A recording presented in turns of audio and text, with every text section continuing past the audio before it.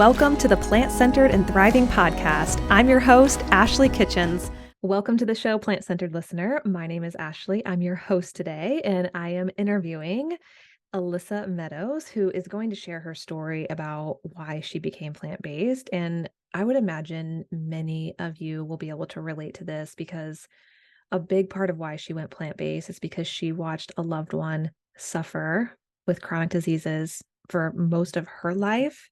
And that really changed her perspective on food and what she was putting into her body and kind of making that shift and empowering herself to make a change. And so this was an incredibly moving story. I really appreciate you, Alyssa, and your transparency for coming on the show. But I think that a lot of us can benefit from hearing this message about taking, in a way, personal responsibility for the things that we're eating and recognizing that diseases do run in families, but also diets run in families. So this was a powerful message. Alyssa is also known as the Hydrated Herbivore on Instagram. She is a water and plant-based enthusiast. Her and her husband help people who are interested in holistic approaches to health learn about the therapeutic properties of ionized water. So we do talk about that a little bit at the end as well. It's become their mission to guide people in their healing journeys through hydration, plant-based living, and sustainability. And I want to preface too, Alyssa, and I want to give you a quick preview too, that Alyssa shares a sweet story of her 4-year-old son and his approach to veganism as well. I just thought it was really, really precious. So please join me in welcoming Alyssa to the show. We're just going to jump right in with this conversation, and I really hope you enjoy it. Let's start with your journey. I'm really curious to learn more about your plant-based journey. I mean, I know just a little bit of it, but I'm curious to, I guess, learn more from my behalf and then also for the listener as well. Yeah, of course. Before going plant-based, I watched my dad struggle a lot in his health and his life. Like he had diabetes for as long as I can remember. And, we were raised on the standard American diet. And it just kind of was what it was. And my dad, he had diabetes. And then when I was in middle school, he had a really major surgery. He had a quadruple bypass. And I Wow. remember him saying, to us, to all of us, this is my wake up call, I'm going to do something about it. And it was a really emotional time, of course. And he struggled. He was the type of person that struggled. Like he would start new habits and do something different for like a short period of time, like a Yep. month or so. And then he would end up reverting back to his old habits. And I think maybe the resources weren't available to him and he struggled having that drive to like continue forward with that. And it was really unfortunate because I really, now knowing what I know, I think diet and exercise and lifestyle would have completely changed the trajectory of his life. But it ultimately led to him having a major stroke, which led to dementia. And then, just like this really fast, downturn of the quality of his life. And watching his struggles really made me reflect on my own life. Because we think that the health issues of our ancestors, of our parents, of our grandparents are, kind of what's handed down to us. But I wasn't okay with that answer. It was kind of like, no, like there has to be something that I can do to make sure. I didn't want that path for my dad. I don't want that path for anyone in my family, of course, or anyone. But what can I control? Like I can control what I consume. And that is honestly what kind of started me on my plant-based journey, is just watching him struggle and knowing that I didn't want that life for myself. Yeah. Well, yeah, and I know a lot of people can relate to this of watching a parent or a caregiver or even just a loved one go through these health concerns growing up, especially. I mean, what was that like for you growing up and seeing your dad, I mean, have a major surgery? Obviously, like with his type 2 diabetes, I would imagine, or was it type 2 diabetes? I Yes, guess just, type okay. 2. Yeah, Okay. yeah, yeah. Probably taking insulin, different medications, things like that. And probably just, I mean, how did that impact your childhood? That's a really great question. It was all that I knew. Yeah. So you kind of, and I think this is what happens in our society, is we grow up to think that certain things are normal. Yep. So we grow up to think that, you know, getting diagnosed with type 2 diabetes is normal. As you get older, having high blood pressure or high cholesterol is normal. That cancer, it feels like inevitable to most people, that like it will happen at some point. We're going to die of something at some point. And of course, that's true. But I'm of the mindset of I want to feel my best and really be able to live the time that I'm here and have like the best quality of life. So I would say growing up as a child, it didn't feel hard. It just was what it was. When it started to feel much more challenging and heartbreaking was after my dad had his stroke, and I was in my mid 20s, and all of a sudden he was unable to work. All of a sudden he needed me to do his grocery shopping and to help monitor his medication. And then it became it's no longer safe for him to live on his own. So what are we going to do? And being that young, I wasn't in a place to, take him in. We were living with my in-laws at the time. Like, so that's where that was the hardest part. And that was really heartbreaking, is seeing him like eventually, live in a group home and then move on to a nursing home. And mentally he was there, like the dementia like peeked in from time to time, but at his core, like he knew that he was really young for like being in the place where he was. And so Yeah. that was very hard to witness. Yeah. Yeah. Yeah. Yeah. Just to see that the other people there are probably much older, or that he's, one of the younger people in there and struggling with probably similar health issues, I would imagine. Yeah. Yeah, exactly. And Yeah. nobody wants that for their loved ones. And so yeah, Yeah. just seeing his quality of life kind of deteriorate was harder than Yeah. like my actual childhood experiencing Yeah. that. Yeah. Yeah. Where it's almost like you kind of took on the caregiver role, like the roles were reversed almost. Yeah, and I really like looking back. We can't have regrets. We all are just doing the best that we can in the situation. I wish that I would have been able to do more for him. But and then I have a younger brother, and he's 6 years younger than me, so he was in college at the time. So yeah, it was, we both did our best trying to like manage that situation and be there for him as best as we could. Yeah. Yep. Yeah. Absolutely. Hmm. Well, you had touched on this this word has actually come up a lot recently, so it's interesting that you touched on it, of like taking personal responsibility for the foods that you're consuming. Yeah. And we talk about this, and it's much easier said than done. Everyone's in different circumstances when it comes to what they have access to and all Yeah. those different types of things. But where did that shift start happening, where, okay, this isn't something that you necessarily have to get when you get older? You don't have to get type 2 diabetes or high cholesterol, these things. Like, there is maybe this empowerment piece where I can take responsibility for what I'm eating, kind of connecting the two, that there is diet involved with Yes. disease. Yes. So what was that like for you to kind of recognize that, okay, I can make this shift? For sure. So, well, I think exposure is number one. So, along the same time when my dad was sick, there were three people in our lives who were vegan, and up until my mid 20s, I don't think I knew. I mean, really thinking back, I don't think I knew that. I don't think I'd ever heard the term vegan or knew what that even meant. So it was these little kind of like seeds being planted from my sister-in-law who was vegan at the time, and my niece who is vegan, and also a coworker at the time. Wow. And I was that person of like, I remember saying the words. I remember driving. I know exactly where I was, and I remember the words coming out of my mouth. I was talking to my sister-in-law, and I said, I could never stop eating meat. Like, I Yep. don't know how you do that. I could never do that. And I don't know exactly what the breaking point was, but the people that we knew were recommending like different books, like, hey, if you're curious about it, like this book really impacted me.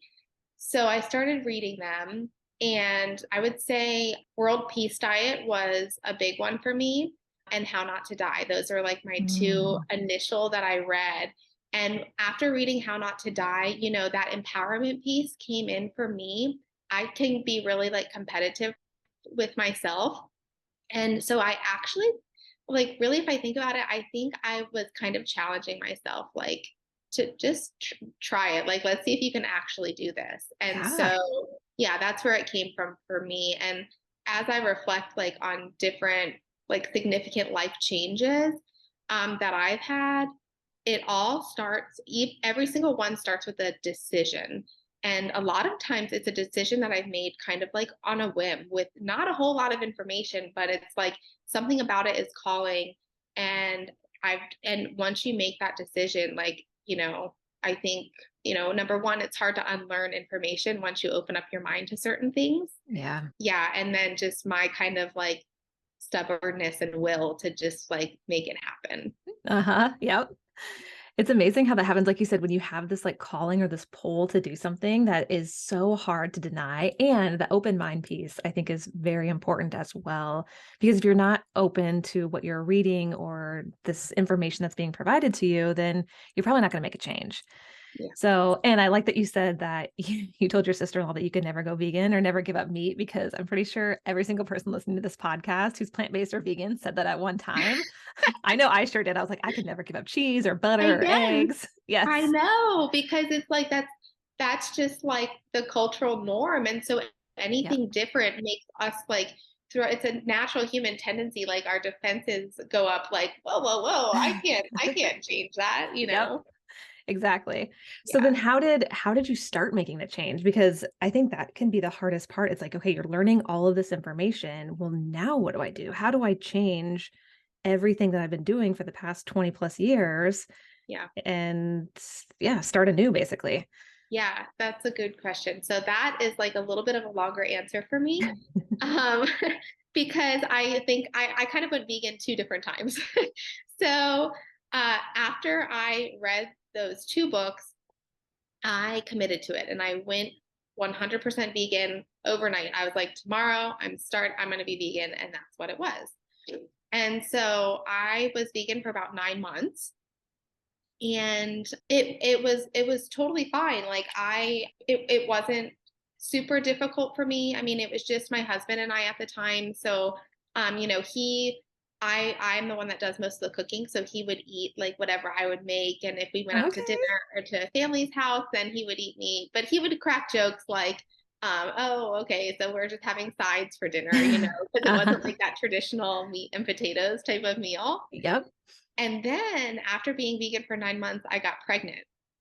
And Uh-huh. right away in my pregnancy, I started craving meat again. Wow. And so that was really a difficult decision to make, because I, had learned these things. And then it became not only about health, but like I started learning about the environmental impact and, of course, animal rights. And so I had all these conflicting thoughts in my mind, but then my body was like, I want some chicken, you know? And so ultimately, I ended up not being vegan during my first pregnancy. And, thinking back on it, I think that number one, I hadn't had enough time experimenting with cooking Mhm. vegan alternatives Yeah. to be able to get like and know how to get certain flavor profiles, certain textures that would have satisfied those cravings, and not having to resort to like not being vegan and consuming animal products. And I think on top of that, the process of going vegan is different for everyone. And some people do really well with like just closing the door of eating animal products and going fully vegan, full on. And other people do well with slowly implementing and making small changes. Mhm. And so I think those were kind of my two downfalls there, but it's okay because, then as my pregnancy progressed, those cravings subsided, and it was like, okay, I'm ready to stop, consuming animal products again. And even to like put another layer on top of that, I was about to have this baby, and I'm talking to my husband, and Mm. we're like, I told him, I'm like, something was telling me like I feel like we need to make a decision whether we're going to raise our children vegan or not. I felt like Yeah, in that moment we had to decide, even though, of course, that's not true. Like we could have sure. decided and tried out different things. But luckily at that point, my husband had kind of had like an awakening to it and a calling to being vegan, and we were on the same page. And so from Wow. the point that my son was born, a little bit beforehand, we um, and this time we had slowly implemented, going plant-based. So we would have dairy from time to time, and fish and things like that. And then eventually it was like, okay, we don't really need that anymore. Like Yeah. it's those desires like quickly went away. That's a pretty wild story, and I'm sure a lot of people listening can relate who have had a baby where the cravings kick in, or even if you don't have a child or like weren't pregnant, I think cravings are a thing that is challenging to navigate, especially in the beginning stages of going vegan or going plant-based. It's like these things pop up. There's nostalgia 100%. associated with certain foods, or you just have this craving for like, I just want a big juicy Yeah. burger. Like, where is this coming from? I want to be vegan. So Alyssa, I guess Yes, what I'm trying to I say, know. yeah, I appreciate your honesty in sharing that story because I think it's very relatable for people, especially in the beginning stages, like that first year of like going plant-based or vegan. For sure. Absolutely. And I feel like it's totally normal. And then we start to learn why we're having those cravings. Like, is it because there's something that we need to fix in our gut? Like what is the reasoning behind these cravings? And then we can Yes. start making more educated decisions too, which is really, really cool. Yes, I agree. In fact, so I used to work in nursing homes for about 7 years, way back in, well, not way back in the Wow. day, a few years ago. And it feels like forever ago. But I remember there was a certain nursing home that I would go to early in the mornings when they were cooking breakfast, and they would be cooking bacon and eggs and toast. And I would walk in, and for me, that brought back memories of being at my grandparents' house, which reminded me of just that warmth and love and care and them cooking for me. And so I would be craving bacon, eggs, and toast. And I'm like, once I actually thought about it, because on a whim, you're like, where is this coming from? It's kind of a little scary, especially after being plant-based for a while. But when I actually thought Absolutely. about it, like you're saying, I was like, oh, these cravings are reminding me of being at my grandparents' home, then cooking us breakfast. And so I think it can be really helpful, like you were saying, when you are having cravings, especially when you're first becoming plant-based or vegan, is to really be gentle with yourself. If you want to follow through with the Mhm. cravings, then go for it. But also, it is helpful to recognize, okay, where are these cravings coming from? Why am I having them? And sometimes it is, like you said, related to maybe a particular nutrient or a macronutrient that your body is wanting, or just some imbalances going on. Yeah, I love what you said about that though with the nostalgia, because that's definitely another reason why those cravings would come into mind. And I think about that, and now actually with the plant-based recipes that I cook for our family, they remind me of a lot of how we ate growing up, just a vegan version. Yes. And in raising children this way, and like our extended family, the majority of them are not vegan. And kind of like those conversations around tradition, like, well, we've Mhm. always done it this way, it's the tradition. And I think what my husband and I try to do is help to open people's minds to, we can still have these traditions and these feelings of coziness and love without consuming animals, without, an animal having to lose their life or be treated unfairly for us to have that tradition. And we're raising two kids, and so it's like, they're gonna have these feelings that we had growing up, but it can be revolved around, we call it plant food. That's how we talk about vegan food with our kids. It's Nice. like, this is revolved around plant food. We just don't eat animals. We eat plants. Yep. Yeah. I feel like that's a very relatable for young kids too, to like recognize that. Oh my gosh, it's been honestly so fun raising. I mean, so we have a 4-year-old and a 1-year-old. And so our 4-year-old, he is super aware of what it means to be vegan. We've been very honest and transparent with him from the start. And I've been really completely blown away by his receptiveness to it and just his approach. Honestly, I'm learning so much from my 4-year-old. Oh, yes. Yeah. Just like with the questions he asks and things or comments he makes. Yes, and really like it's so interesting because they're so innocent, they're not thinking like, oh, something I'm going to say will offend someone. They're just speaking like from truth and what they feel in their heart. And so our neighbors, he's good friends with the little boy that lives next door.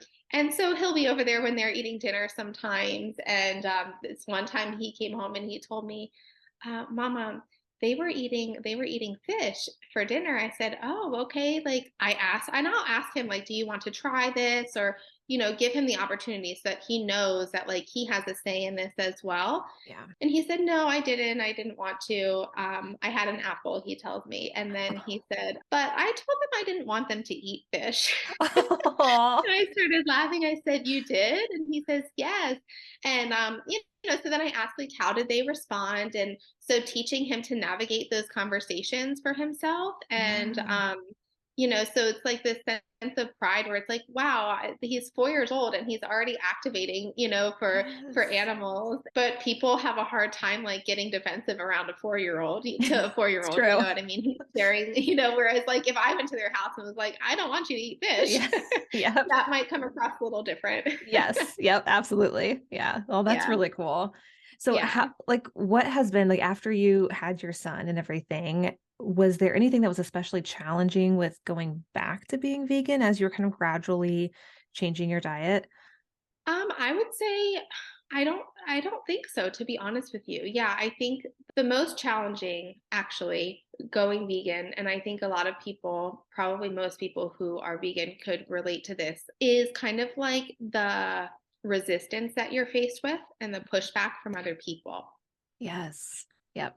So on a personal level, and then on top of that, deciding to raise your children that way, where and it's nothing bad to say about the people who voice their concerns or like don't quite get it because it's new information. It's unfamiliar. Yeah. So, I think when we don't know anything about a subject or it's unfamiliar, just like the way that I reacted, where I was like, no, no, no, I don't think so. It's kind of like through the process of being vegan, like give yourself grace, but also I've learned over time, like give other people grace because they're coming from a good place of Hmm. concern and love and what have you. But yeah, the resistance can be difficult to deal with sometimes, you Yeah. know? Yeah. Yep. But Yep. luckily, like I had my husband and I had each other, like that was really helpful for us to kind of like um just have that support system there. Yes, yes. Having that support system, whether it's in your house or outside of your house or even on social media, whatever it takes, can make a really big difference with your journey.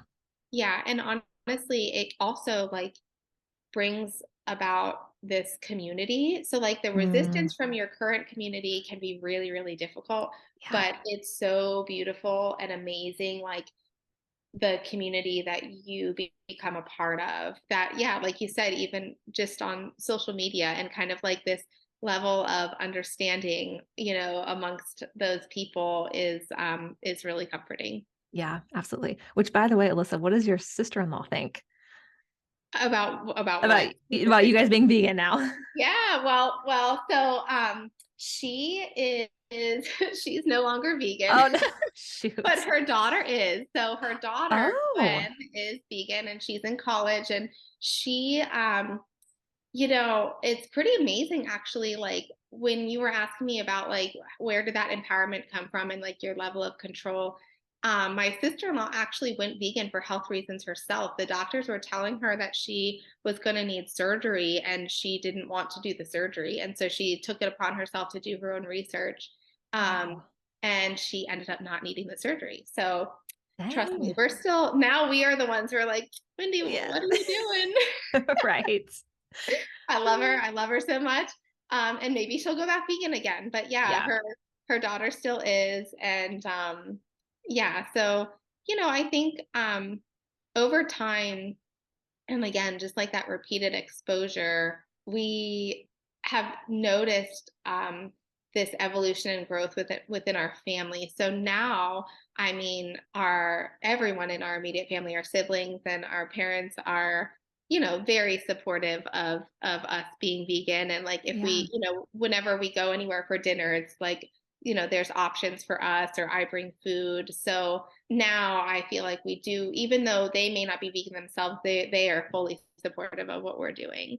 Good, good. Yeah. Did it take them a little while for them to get on board, or were they pretty supportive right away? What did that look like? Um, Obviously it varies from one person to the next. I would say it took a little while for them to come on board. Sure. Um, and I honestly would like, especially after watching what my dad went through. Now he was like an extreme health situation that he suffered with, but I know my husband and I would love to see like more of our family members go vegan, just because we know like the health benefits, and like the really profound impact it can have Yeah. on their health. And we want that. I tell them all the time, like, I know you might get annoyed with what I say or the information that I bring up, but really it's coming from a place of I love you and I want you around as long as possible. Yes. And like, it's so important. Yeah. Yep. I agree.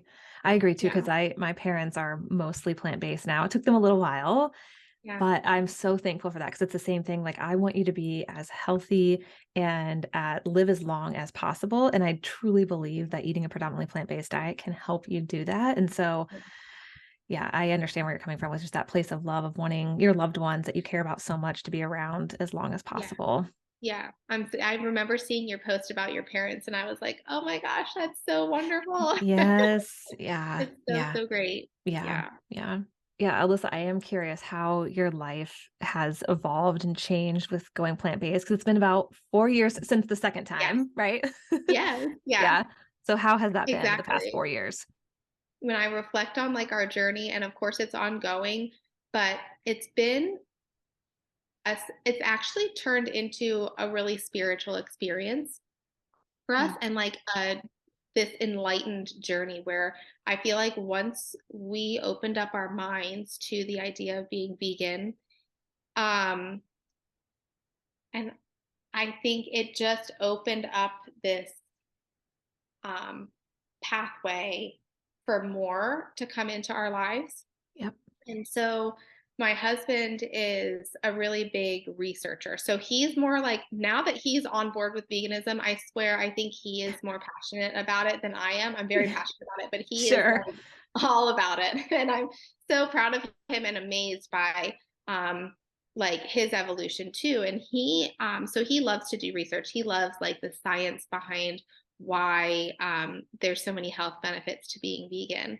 And so through his research, he now has like a ton of Google Docs of all of this like accumulated research that he's done, that he loves to send to people, who are interested in wanting to learn more about how they can improve their health. And like, so through his research on plant-based nutrition, he actually stumbled upon the subject of water.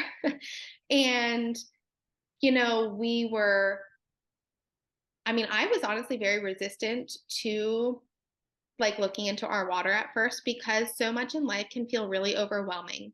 Yeah. Like, I'm already trying to meal prep, trying to eat organic, trying to eat non-GMO, we're raising two kids, and like it just can feel like a lot sometimes. And so when he brought up the water to me, for a very long time, I was very resistant to that too. That's just my nature, I guess, at first. And I was like, no, I can't take one more thing on. Yeah. But then, as he did more research, it became very evident, like, wow, we spend so much time focused on our food and what we consume food wise. How have we not paid attention to our water? So my mind had to totally shift on that too. And, our bodies are 70% water. So it's super important that we are hydrating properly. And, with how our society is, and like the very scary incident in Ohio with the train crashing, like our water quality is vital. You know what I Yeah. mean?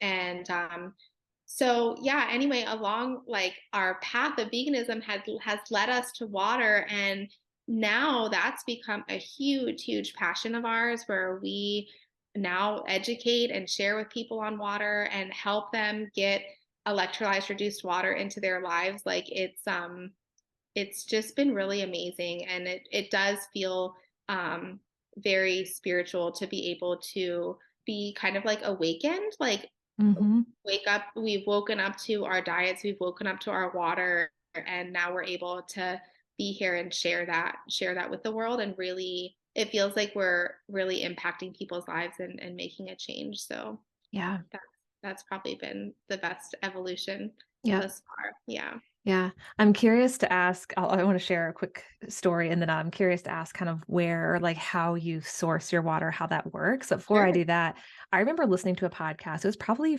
6 or 7 years ago now that completely changed my view on water. Okay, I can't wait And to hear. yeah, well, we end up buying I'm sure, have you heard of a Berkey? Yes, Like, uh-huh. yeah, it probably, I Mhm. don't know if it's as good as what you're doing, but It's filtration, yeah, so yeah. filtration is important, yes. Yep. So it has like these two carbon, I think they're carbon filters. I don't know, don't quote me on that. And then like these fluoride filters that get the fluoride out too. Yes, yes. And when we change, like when we clean the system and everything, I end up like drinking our regular water. And when I do that, I'm like, oh my goodness, it tastes horrible. Like I So didn't know different. that before. Yes. Yes, And that's such even, a great point. yeah, and even our filters, they get, I guess, clogged is the best way to describe it over time. And I'm like, what in the, like, I would be drinking that otherwise. And so, yeah, Yeah. I just feel like I agree. Like, I think there's a lot to consider. And I do think, like you're saying, this journey is an evolution, like where it's kind of just baby steps. And then you go plant-based and you learn more about one thing and then another thing, maybe you go plant-based for your health. And then you learn, like you said, about the environment and the animals. And I feel like it just continues to stack on one another. And then you think about, okay, well, I'm also drinking water multiple times a day, and Yeah. where is this water coming from? What's in this water? So I'm definitely curious to hear kind of like what type of system you use and all that good stuff.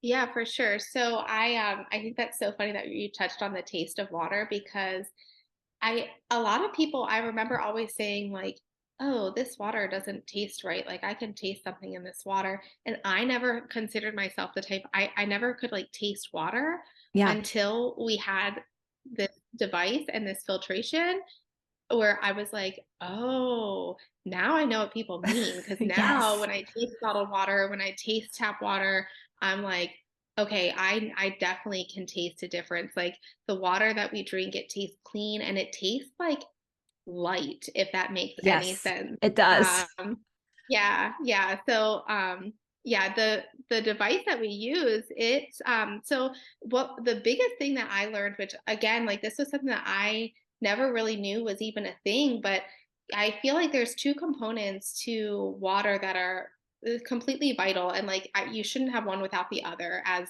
I've like come to learn more about water. And so one pillar of that is filtration and getting the contaminants out, while leaving like the naturally occurring minerals in the water, because those Mm. are essential for our health as well. Where like if you are familiar with reverse osmosis, like in reverse osmosis, it's essentially taking like pretty much everything out of the water, including those beneficial minerals, which like there have been studies to show that that can actually be detrimental for our health. And you would have to replenish that water with like synthetic minerals and that type of thing. So filtration while leaving those minerals. And then on top of that, ionization, where you're giving actually an electrical charge to the water and essentially like waking the water up. Um, and there is so much on the subject, so I'll, keeping it as minimal as possible. Um, if you think about it, so this device, it's a medical grade device that mimics what happens in nature. So like when lightning strikes, it's giving electricity to the water. When water is flowing in nature, it's free flowing, it's going over rocks, it's going down waterfalls, and it has all this movement and flow. And through that, it's, getting energy from that process too. And in our society where we find ourselves now is like when water comes through to our tap, it's gone through these pipes, like really rigid pipes. And that's not how water was intended to flow. And we've kind of opened up our minds to this concept that water actually has memory. And so we're drinking this water that's gone through this really rigid process and has been contaminated with things like fluoride or prescription medications and arsenic and like crazy things that we should not be consuming. Um, and so even like, a natural spring where it would have kind of this energy. First of all, like not all of us are lucky, most of us aren't lucky enough to live next to a natural spring where we could get that water sourced fresh. But even if we did, we have to be really mindful of contamination from Mhm. runoff from agriculture and, animal agriculture, even, farming of, or, fruits and vegetables and stuff like that. Um, so yeah, we've learned about kind of these beneficial properties to the water that can have a therapeutic effect. And so when there's three things present, an electrical charge, the alkaline minerals, and then molecular hydrogen. Like molecular hydrogen is the key, and that provides these therapeutic effects and healing effects on the body. And so it's a really, we've gone down the rabbit hole with water. It's really fun.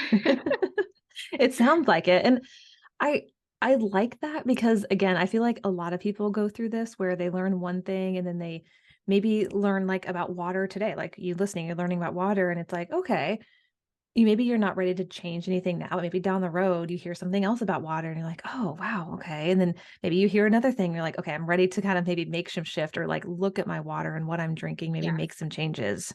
It can take time. It can take time to have those, like I said, those seeds be planted and then, kind of be willing to look at it at a different way Yeah. than what we what we know. And yeah, it can be really enlightening and fun, but it can feel overwhelming. Like I totally understand coming Yeah. from that standpoint. And so I just, I we just encourage people to like um just be open-minded Hmm. and so much more is on the other side, you know what I mean? Where it Yeah. feels empowering. It no longer feels overwhelming. It feels empowering and Yes. um it feels like in alignment with everything that we're doing. Yes, absolutely.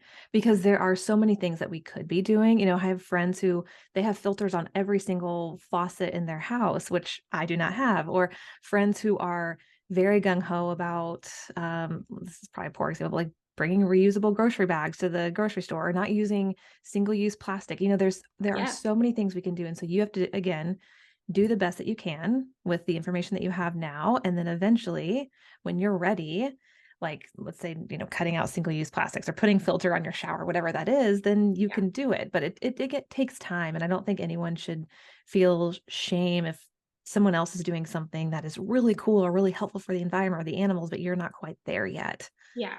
Absolutely. Like embracing where you are in your journey and knowing that Yeah. you can get there. Yep. And that you will get there and like in your own time is totally um it's totally okay. Yeah. And I Yes. think really just like being proud of yourself when you have made a change, you know, Yes. like acknowledging when you have made the decision to like change an action, to take an action step, and that will lead to the next action step. And actually, like, Hmm. um, when we were first going vegan, like that's how I handled every meal that I would have as a decision. So it was Yeah. like we weren't fully vegan that second time, and so each time I would sit down, I would ask myself the question like, am I going to choose to eat vegan this time? Yes or no? And so instead of like being overwhelmed by the whole picture and all these things we need to do, just paying attention to the little increments each day, like where we can make those better decisions. And Yeah. then it all falls into place and it doesn't feel like so much. Exactly. Yes. Yeah. This has been so lovely. I've enjoyed our conversation so much. Good. Yes, me too. I appreciate you coming on and sharing your story and everything. If people do want to connect with you, where is the best place for them to do that? For sure. So I'm on social media. I'm on TikTok and Instagram. My handle is at the Hydrated Herbivore. Nice. Very So fitting. the Hydrated Herbivore is who I am on social media. And I would say my main platform, like to contact me and message back and forth, would be Instagram, is where I am most of the time. Perfect. Wonderful. Yeah. Yeah, So definitely go check out Alyssa. Let her know where you came from. And Alyssa, again, thank you so much for coming on the show. I really appreciate you. absolutely. Thank you so much, Ashley, for having me. It's been a pleasure. Good. All right. Thank you so much for tuning in today, and we will catch you on the next episode. Until next time, keep thriving.